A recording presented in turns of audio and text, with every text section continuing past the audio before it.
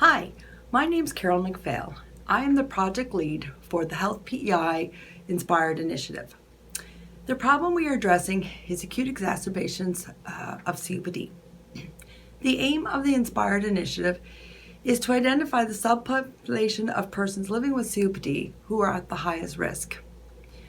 In order to ensure that the key elements have been implemented as intended, last summer we completed a chart audit on 429 clients within 11 sites across our 5 primary care networks. What we learned is COPD educators in primary care are doing a good job at educating persons living with COPD about their disease and how to self-manage, including education on COPD action plans. The increased use of the COPD action plan means patients can self-manage when they have a flare-up, keeping them out of the emergency room or walk-in clinic. The COPD action plan allows the patient to get a prescription filled for an antibiotic or prednisone if they have a flare-up. There were some differences in practices where some sites monitored COPD action plans prescription dates and called clients prior to expiry dates to review and work with the primary care provider to have them renewed. Of the 429 clients, 57 or 13% were an Inspired participant within the past year. The median time to see an Inspired participant post-hospital discharge was 14 days. We have recognized this means 50% were not seen within the target time frame. This has been brought to the attention to the network managers and the director, and work is underway to improve timely follow-up post-hospital discharge. We monitor our patient reach, tracking the number of referrals received by each hospital. We also monitor at a systems level emergency department visits, hospital admissions for COPD, and length of stay. The RT COPD coordinator, managers, and clinical leads all receive a daily report as well as a monthly report.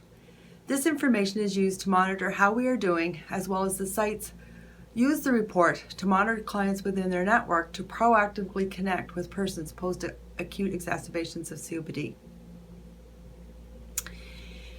In December, we implemented a COPD program registry, which is linked with our clinical information system.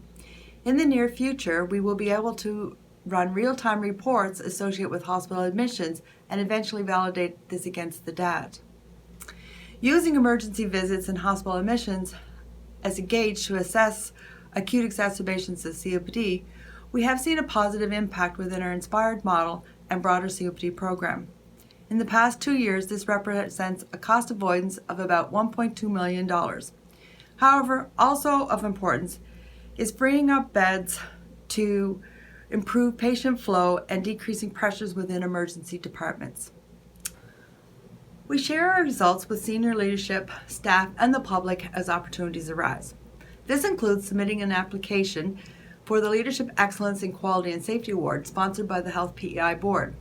We were successful in receiving an award which was presented at the Health PEI Annual General Meeting, which is open to the public.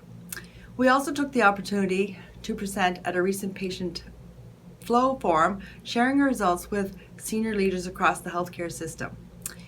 Each year, we pull together COPD educators from across the province and using this opportunity to share with staff feedback on how we are doing as a system. At a COPD Education Day, themes from the focus groups were shared. And what we learned was that people living with COPD want to hear from each other about what works for them and where to find resources needed, where to get credible information other than trying to sift through Dr. Google.